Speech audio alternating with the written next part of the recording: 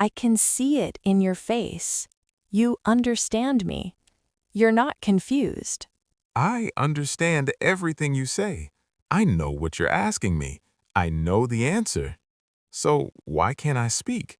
Because understanding was never the problem. When this happens, it always feels the same. I'm there, I'm listening, I'm following every word. Nothing is difficult, nothing is fast. But the moment it's my turn to speak, something inside me tightens. My thoughts don't disappear, they multiply. I start hearing my own voice in my head before I even open my mouth. I imagine how it will sound, how wrong it might sound. You're already judging yourself before anyone else can. Yes, I don't even give myself a chance.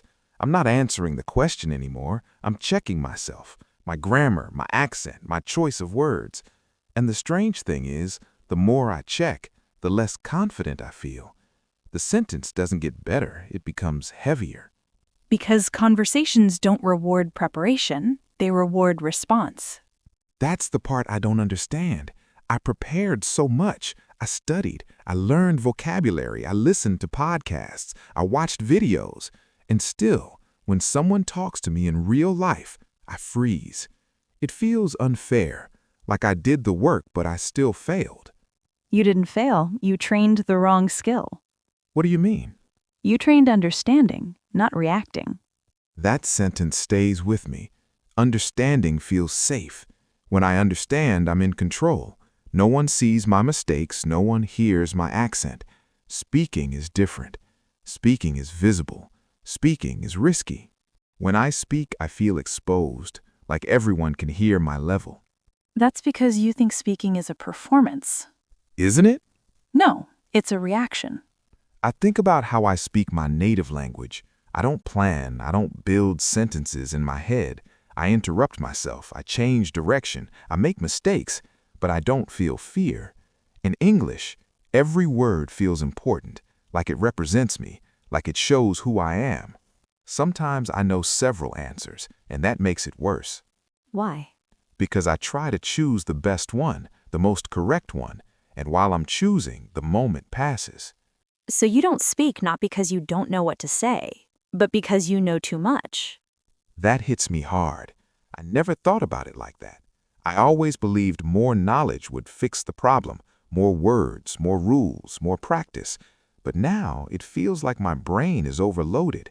Instead of helping me speak, it's blocking me. I'm afraid of saying the wrong thing.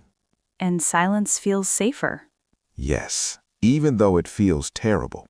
Because silence can't be wrong. I nod, even though she can't see me. Silence doesn't embarrass me immediately. Speaking might. Silence delays the pain, but it also disconnects me. The conversation keeps going without me, and I slowly disappear from it. Every time this happens, I promise myself I'll speak next time. And next time feels exactly the same. Exactly. It's like my brain remembers every past moment when I stayed silent. Each one adds weight to the next conversation. I don't walk into a new situation with a clean slate. I walk in carrying all the times I didn't speak, all the times I hesitated, all the moments I replayed later in my head thinking, I should have said something. So you're not reacting to the present moment. No, I'm reacting to my past. Every pause feels connected. One silence leads to another.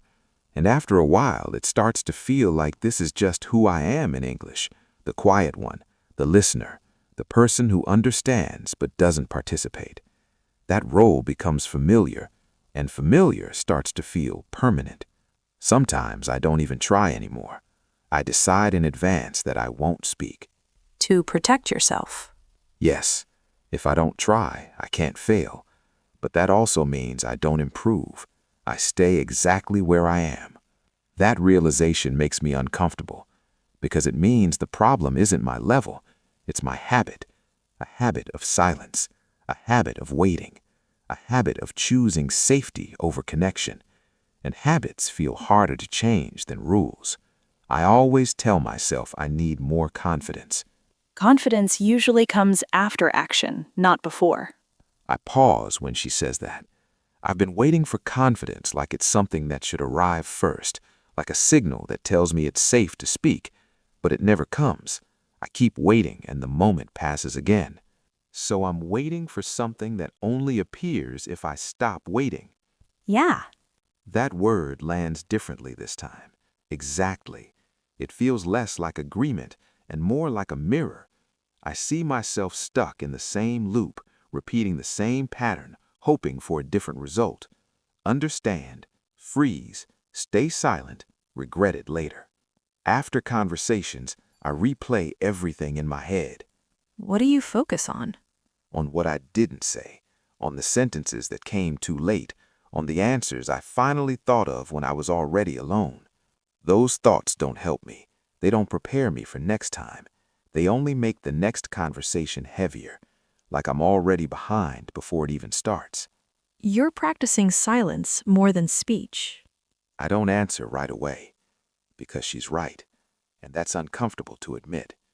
Every time I choose silence, I'm training my brain to freeze faster next time. I'm reinforcing the habit I want to break. I don't want English to feel like this forever. Then something has to change. Not in your English, in your reaction to the moment. When you freeze like that, it feels sudden, but it usually starts earlier than you think. Earlier? Before the question, before the conversation even begins. I think I know what you mean. Sometimes I'm already tense before anyone speaks to me. I walk into the situation expecting something to go wrong, like my brain is already preparing for failure. Exactly. Your body enters the conversation before your words do. That explains why it feels physical. My chest gets tight. My breathing changes. I'm not just thinking, I'm reacting. Even when the question is simple, my body treats it like danger. Because your brain doesn't see speaking as communication. It sees it as exposure. Exposure. Yes. When I speak English, it feels like I'm showing something unfinished, something that can be judged. In my head, my English is private. When I speak, it becomes public. And public feels unsafe. Very. I start imagining how I sound, my accent, my mistakes. I imagine the other person noticing every error, even if they probably don't. Your brain fills the silence with imaginary judgment. And that judgment feels real. It's enough to stop me. I don't need anyone to criticize me. I do it myself faster than anyone else could. So the moment you try to speak, you split in two. Yes, one part of me wants to answer, the other part watches and evaluates, and the watching part is louder. That's why your mind goes blank. Because I'm not fully there. Exactly. That realization changes how I see the problem. I always thought my mind went blank because I didn't know what to say. Now it feels like my attention is divided. I'm half in the conversation, half inside my head. It feels like I'm late to my own answer. That's a good way to put it. By the time I decide what to say, the moment has already passed. The other person has moved on and I'm left with a sentence that no longer fits. And then? Then I blame myself. I tell myself I'm bad at speaking, that my English isn't good enough, that I need more practice.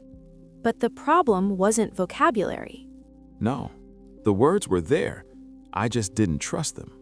Because trusting your first reaction feels risky. Yes, it feels uncontrolled, like jumping without checking where I'll land. But conversations don't give you time to check. And that's what scares me most. There's no pause button, no rewind, no second attempt. So your brain chooses the option that feels safest. Silence. Even though silence hurts. Even though silence keeps me stuck. I sit with that for a moment. The idea that my brain isn't broken. It's just trying to protect me. Using a strategy that no longer works. It learned silence when silence felt safe, and now it keeps using it even when it hurts more than speaking. Your brain is loyal to old patterns. Yes, even when those patterns don't serve me anymore, even when I want something different. It feels automatic, like my body decides before I do. That's what habits do. And habits feel invisible while they're happening. I don't notice the choice. I just notice the result. The silence, the regret, the feeling that I missed another chance to be part of the conversation. But once you see the pattern, it stops being invisible. That's true. Naming it already changes something. It feels less personal, less like a flaw, more like a process that can be interrupted. Freezing isn't a language problem, No, it's a reaction problem. and reactions are habits, Yes. and habits can change. Hearing that doesn't magically fix anything, but it changes how I feel about myself. For the first time, I'm not blaming my intelligence or my memory. I'm not telling myself that I'm bad at English. I'm seeing a pattern instead of a failure, and that makes the problem feel smaller. Smaller problems are easier to work with. Yes. When I think of it as a habit, it stops feeling permanent. Habits were learned, and that means they can be unlearned, slowly, not perfectly, but intentionally. And you don't need to change everything at once. That's important for me, because when I think about speaking confidently, it feels too big, too far away. But changing a reaction feels possible. It feels like something I can notice in real time. Awareness comes before change. I think that's what's happening now. I'm becoming aware of the exact moment when I disappear into my head, not to fix it yet, just to see it. So if freezing is a habit, the question isn't how to speak perfectly, Then what is it? how to stay in the moment. That sounds simple. Too simple. Simple doesn't mean easy. I think about that. Staying in the moment, not fixing anything, not improving anything, just not leaving. When I freeze, I leave the conversation before it ends. I disappear into my head. Maybe the change isn't about speaking more, maybe it's about disappearing less. Exactly. When I notice the moment, it already feels different. Because awareness slows everything down. Yes, the question doesn't feel as loud. The pressure is still there, but it doesn't control me the same way. I can see it instead of being inside it. That's the first shift. It's strange. I always thought confidence would come first, like one day I'd wake up and feel ready. But now it feels backwards, like I have to move before I feel ready. That's usually how it works. So the goal isn't to say the best thing, No. it's just to say something. Yes. That idea lands quietly, not exciting, not dramatic, but it feels real. Saying something doesn't require courage, it requires permission. Permission to be unfinished, permission to sound simple, permission to exist in the conversation without proving anything. You don't need to impress anyone. I never did. Exactly. When I imagine the next conversation, I don't imagine a perfect sentence anymore. I imagine staying present.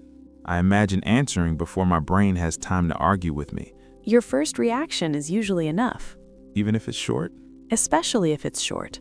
There's something else I notice when I imagine answering right away. The moment doesn't feel as big anymore. It doesn't feel like a test I'm stepping into.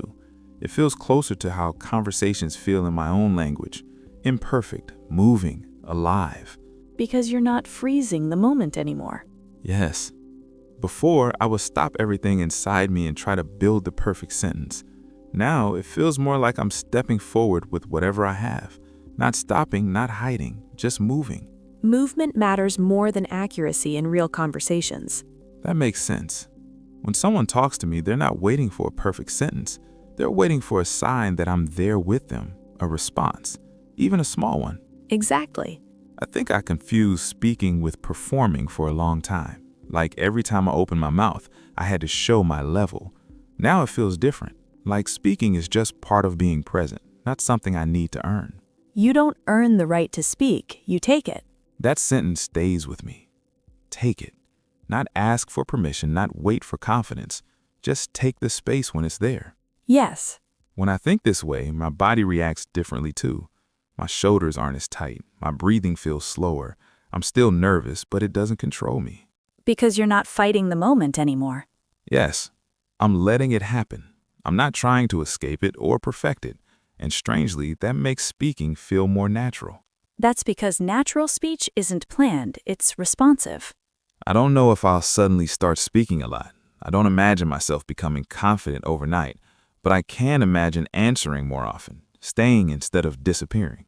That's all it takes.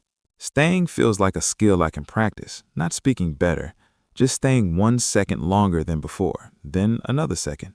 And those seconds add up. Yes, they feel small, but they change everything. Because every time I stay, I prove to myself that nothing terrible happens. The moment passes, the conversation continues. I survive it. And your brain learns from that. It learns that speaking isn't danger, that silence isn't the only safe option, that I don't need to disappear to protect myself. Exactly. For the first time, speaking English doesn't feel like something that's waiting for me in the future. It feels like something I can do now, not perfectly, not confidently, but honestly. Let's pause for a moment. Not to analyze, not to fix anything, just to notice what changed. When I think back to the beginning of this conversation, I remember how heavy everything felt, how frozen I was inside my own head. I thought the problem was my English, my level, my mistakes. Now it feels clear. The problem wasn't the language, it was how I reacted to the moment. And that's an important difference. Yes, because I can't control every word I know, but I can notice when I'm about to disappear. I can notice the moment when I choose silence without realizing it.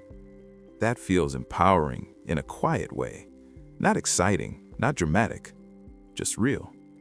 I don't need to change who I am. I don't need to become confident overnight. I don't need perfect English. I just need to stay a little longer than before.